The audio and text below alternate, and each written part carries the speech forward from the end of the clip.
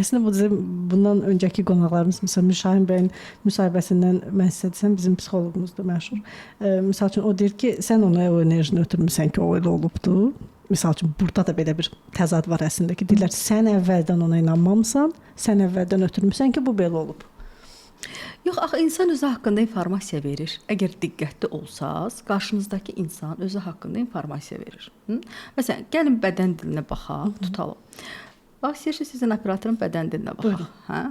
Bax, görürsünüz ayaqlarını aşağıdan bağlayıb. O bizim söhbətdən özünü müdafiə edir. Onun bizim danışdığımız şey o qədər də inamı yoxdur. O düşüncələrini içində fikirləşir. İstəsə biraz da dursam deyərəm nə fikirləşir. İçində fikirləşir və deyir ki, mən o qədər də inandırıcı gəlmədi. Səhərdən heç ona baxmıram. Amma mən onun nə düşündüyünü hiss edirəm. Yox, o qədər də mənim dediklərimə inandırıcı gəlmir. Özünü aşağıdan bağlayıb. Bədən dili onun müdafiə mexanizmində olduğunu göstərir. Üst hissəsi açıqdır, amma o qədər də dərindən mənim dediyim şeylərə inanmır. Əslində ola bilər. Çünki İradə xanım, sizin məsəl üçün səs analizi eləyən qonağımız bizim heç vaxt olmayıb. İlk sizdə, Azərbaycanda ilk siz deyənə. Ola bilər Hüseyn bəy də biraz Şeyin danışsa bir balaca onun haqqında demək olar. Verilişdən sonra danışarsınız. İradə xanım, dediniz ki, sözlərə yox, səsə fikir verirəm. Biz necə ona fikir veririk? Axı biz sözün əhəmiyyətinə fikir veririk. Düzdür, vurğuların daha düzgün vurulması da bu da çox vacib əhəmiyyət kəsb edir. Amma biz ən çox sözə baxırıq. Necə eləyək ki, sözə yox, səsə baxaq? Belə bir söz var, deyir ki, nitq bizə fikirlərimizi gizlətmək üçün verilib. İnsanlar bəzən gizlənmək üçün danışırlar.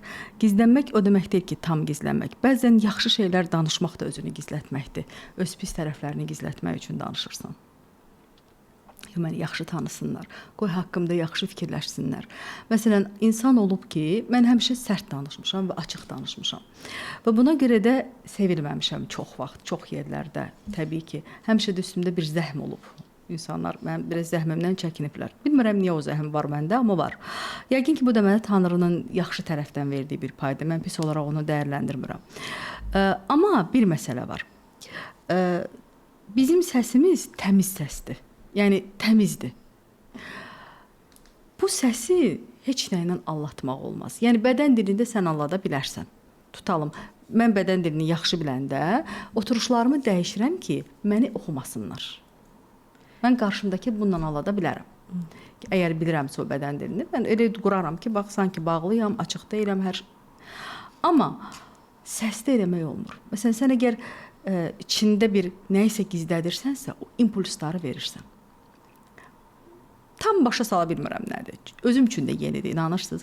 Hətta birdən deyirəm ki, mən bu səsi necə izah edeyim ki? Məsələn, biri bir şey deyir, nələrsə deyirəm onun haqqında və o qədər düz çıxır ki, özümə deyirəm ki, Radə, sən bunu necə başa düşürsən? Özümə də maraqlıdır. Hələ özüm də tam aça bilmirəm, amma içində impulslar var səsin. Bax, səsin tonu aşağıdırsa, bu adam heç vaxt özgüvənli adam ola bilməz.